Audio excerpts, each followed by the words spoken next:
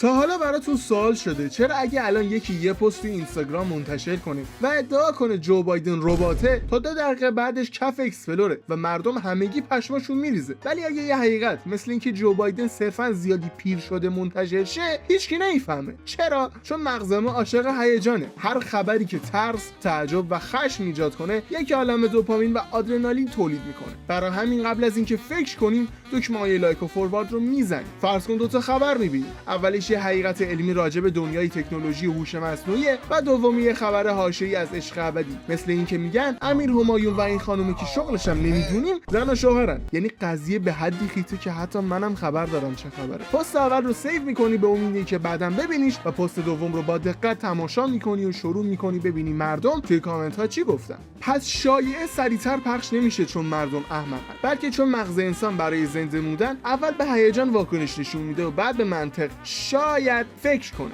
پس دفعه بعد که یه خبر عجیب دیدی یادت باشه اینکه سریع پخش شده یا کلی لایک داره دلیل بر درست بودنش نیست. شایعه روی احساسات ما سوار شده، اما حقیقت روی شواهده. احساسات سرعت دارن ولی حقیقت مسیر طولانی تری رو طی میکنه. قبل از اینکه هر خبری رو برای بقیه بفرستی یا شروع کنی توی جمع‌های مختلف راجبش صحبت کنی، فقط 30 ثانیه مکس کن و از خودت 3 تا سوال بپرس. منبعش چیه؟ مدرکی براش وجود داره؟ اگه دروغ باشه با پخش کردنش به کسی آسیب میزنن؟ و مهمتر از همه منو ساب کن.